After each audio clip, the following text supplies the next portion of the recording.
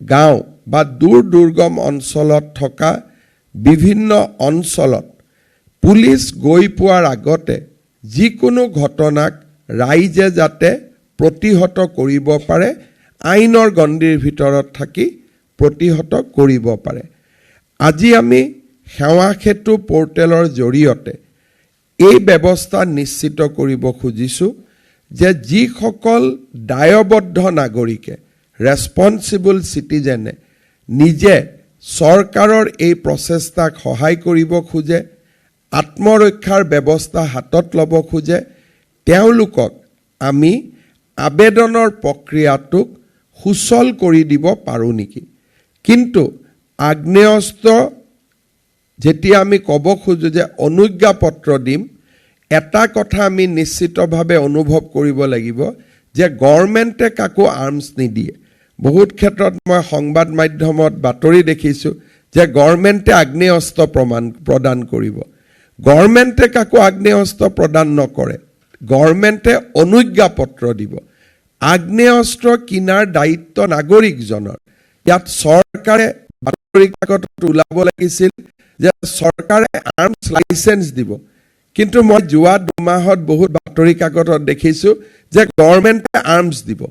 গভৰ্ণমেণ্টে কাকো আৰ্মছ দিব নোৱাৰে বা আৰ্মছ দিয়াৰ নিয়ম নাই। আমি আৰ্মছ লাইচেঞ্চ দিম আৰু আৰ্মছ লাইচেঞ্চ দিয়াৰ আগতে ব্যক্তিজনে কেইবাটাও জটিল প্ৰক্ৰিয়াৰ মাজেৰে নিজক প্ৰমাণ কৰিব লাগিব যে তেওঁ আগ্নেয়াস্ত্ৰ বা আগ্নেয়াস্ত্ৰৰ অনুজ্ঞাপত্ৰ ল'বলৈ তেওঁ যোগ্য। স্বাভাৱিকভাৱে আমি প্ৰথম চাম যে মানুহজনক কিয় আগ্নেয়াস্ত্ৰ লাগে। কিয় লাগে? মই ভাৰত বাংলাদেশ সীমান্তত থাকোঁ, বা মই ইণ্টাৰষ্টেট বাউণ্ডৰীত থাকোঁ, বা মই এনে এটা ভালনাৰেবল এৰিয়াত থাকোঁ য'ত নেকি মোৰ কমিউনিটিটোৰ সংখ্যা একেবাৰেই কম। যদি গোষ্ঠীগত বা সাম্প্ৰদায়িক সংঘৰ্ষ হয়, তেতিয়াহ'লে মই নিশ্চিতভাৱে পুলিচ নহাৰ আগলৈকে নিজক প্ৰতিহত কৰাৰ বাবে মই সক্ষম নহয় যদি মোৰ লগত আগ্নেয়াস্ত্ৰ নাথাকে। আৰু যেতিয়া মানুহে গম পায় যে এওঁৰ লগত এটা আৰ্মছ আছে, ডেট ইটছেল্ফ এক্ট এজ এ ডিটাৰেণ্ট। কোনো ব্যৱহাৰ কৰিব নালাগে, মাত্ৰ যেতিয়া গম পায় যে এই ঘৰত এটা 2-নলীয়া বন্দুক আছে, সি নিজেই ডিটাৰেণ্টৰ কাম কৰে। আৰু সেইকাৰণেই ইণ্ডিয়াত, ভাৰতত সাংবিধানিকভাৱে নাগৰিকক আগ্নেয়াস্ত্ৰ দিয়াৰ প্ৰভিজন কৰা হৈছে।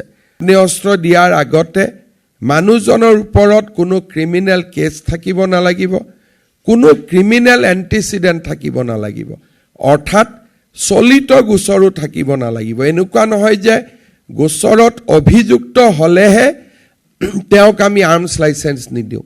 গোচৰ চলি থাকিলেও তেওঁ আৰ্মছ লাইচেঞ্চ পাবৰ বাবে যোগ্য নহয়।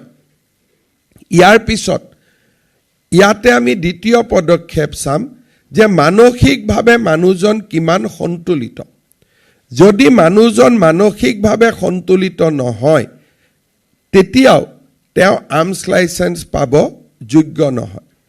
তৃতীয়তে, আৰ্মছ লাইচেঞ্চ লোৱাৰ আগতে মানুহজনে আৰ্মছৰ ট্ৰেইনিং ল'ব লাগিব। আপোনালোকে জানে যে আৰ্মছ কিনিবৰ বাবে he or she has to spend a good amount. গুৱাহাটীত, যোৰহাটত, ডিব্ৰুগড়ত, শিলচৰত, য'ত পুলিচে উইদিন 2 মিনিটছ আহিব পাৰে, তাতো আমি আৰ্মছ লাইচেঞ্চ দিব খোজা নাই। কিন্তু ক'ত দিব খুজিছোঁ?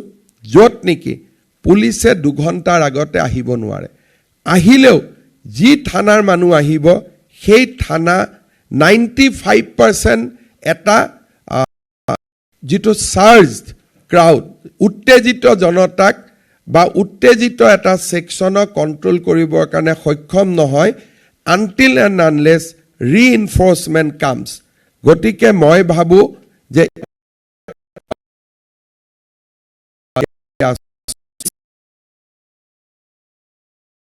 মানুহে ইয়াক ৰিলিজিয়নৰ প্ৰিজমেদি চাইছে।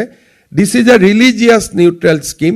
খালি ইণ্ডিজেনাছ ইণ্ডিয়ান চিটিজেন হ'ব লাগিব বা আমাৰ অৰিজিনেল ইনহেবিটেন্স অফ আছাম হ'ব লাগিব।